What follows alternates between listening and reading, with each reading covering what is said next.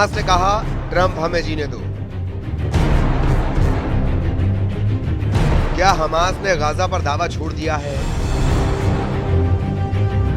Hamas Iran से भी नाता तोड़ देगा। हमास अब सिर्फ ट्रंप के ऑर्डर मानेगा।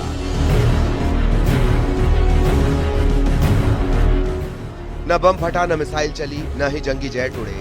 बात बात पर बारूद बरसाने वाला हमास, इजराइल को उसके घर में घुसकर मारने वाला हमास सरेंडर मोड में आ गया है।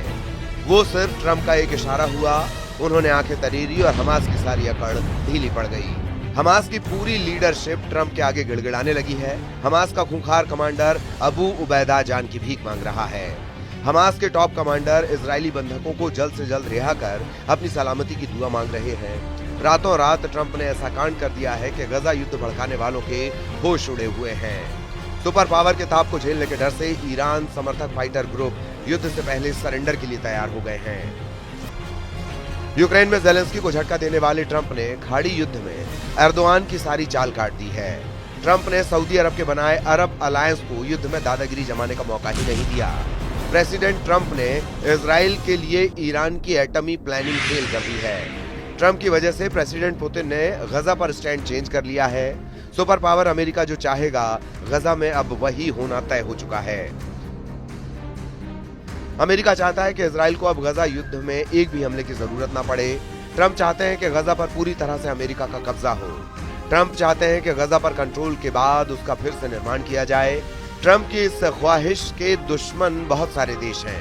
ट्रंप के गजा प्लान का विरोध करने वालों ने युद्ध की धमकी भी दे रखी है, मगर जिस हमास के लिए कई देश युद्ध के लिए तैयार हैं, वही ट्रंप के आगे बिछ गया है। हमास के हौसले किस कदर टूट चुके हैं, उसकी गवाही ये तस्वीरें दे रही हैं। हमास इजरायली बंधकों की रिहाई तो कर ही रहा है, अब हमास लड़ाकों ने उन ताबूतों को भी इजराइल को सौंपना शुरू कर दिया है जिसमें बच्चों की डेड बॉडी 7 अक्टूबर के हमले के बाद रखी गई है। हमास ने इजरायली बंधकों में सबसे कम उम्र के 2 बच्चों के ताबूत इजराइल को सौंप दिए हैं। 7 अक्टूबर 2023 के हमले में हमास ने केफिर विबास और उसके 4 साल के भाई एरियल को बंधक बनाया था। युद्ध के दौरान दोनों भाइयों की मौत हो गई थी। इन्हीं के ताबूत के साथ हमास फाइटर्स ने उनकी मां श्री विबास के ताबूत को इजराइल को सौंप दिया है। पीएम नेतन्याहू ने हमास के रुख में आए बदलाव की जानकारी पहले ही देश के नाम पैगाम देकर दी थी। इसमें नेतन्याहू ने साफ कहा था कि इजराइल राक्षसों से युद्ध लड़ रहा है, लेकिन बहुत कुछ शॉकिंग होने वाला है। नेतन्याहू ने जिस शॉकिंग डे की बात कही वो 20 फरवरी का है, जिस दिन हमास ने गजा को फलस्तीन के हवाले करने का ऐलान कर दिया। हमास लीडरशिप इस बात के लिए तैयार है कि गजा में उसे कुछ नहीं चाहिए। फलस्तीन की गजा पट्टी को हमास फलस्तीन अथॉरिटी को सौंपने पर राजी है। फलस्तीनी अथॉरिटी अंतर्राष्ट्रीय स्तर पर मान्यता प्राप्त फलस्तीनी सरकार है।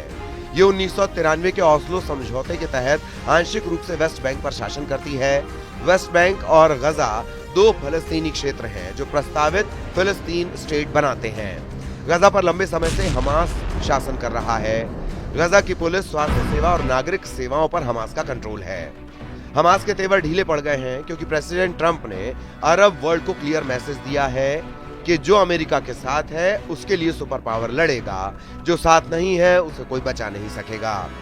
ट्रंप की धमकी ने हमास को अगले एक्शन का सिग्नल दे दिया है। इजराइल से युद्ध में हाफ हो चुकी पावर से हमास अमेरिका से टकराने के ख्वाब से भी अधमरा हो चुका है। हमास की मिलिट्री विंग की कमर टूट चुकी है। हमास की पॉलिटिकल लीडरशिप में भी सुप्रीम कमांडर तक नहीं बनाया जा रहा है।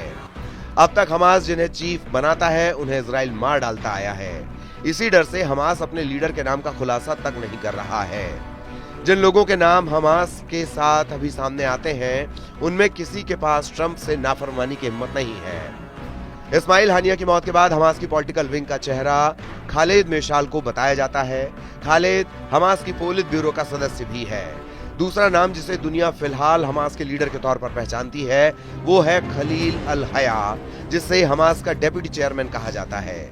इसके साथ ही हमास की मिलिट्री विंग के कमांडर के तौर पर अबू उबैदा का नाम लिया जाता है, जो कभी भी सामने नहीं आता। 7 अक्टूबर के बाद इजराइल ने चुन चुनकर हमास के कमांडरों का खात्मा किया है। बाकी जो लीडर और कमांडर बचे हैं उन्हें अमेरिका से मौत का डर सताने लगा है।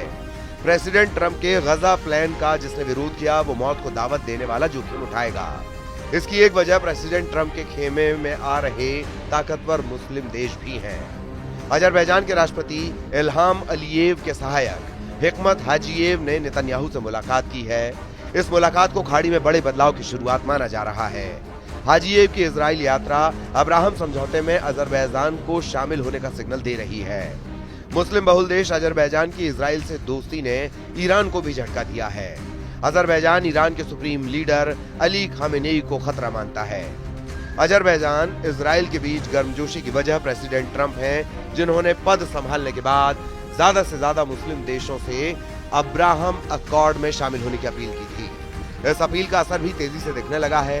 इजराइल के मजबूत होते खेमे ने ट्रंप के बारूदी इरादे ने हमास जैसे फाइटर ग्रुप को झुकने पर मजबूर कर दिया है। हालांकि हमास के हालिया कदम को इजराइल के एक्सपर्ट नई चाल मान रहे हैं। ट्रंप के गुस्से से बचने के लिए हमास 2 कदम पीछे हटने को तैयार है। जैसे ही प्रेसिडेंट ट्रंप का फोकस गजा से शिफ्ट होगा, हमास अपने असल अवतार में आ सकता है। मगर यह हमास की आखिरी गलती होगी। ट्रंप का ट्रैक रिकॉर्ड है कि वो धमकी नहीं, धमाके के लिए कुख्यात है। दुश्मन को उसके घर में घुसकर मारना अमेरिका का स्टाइल है।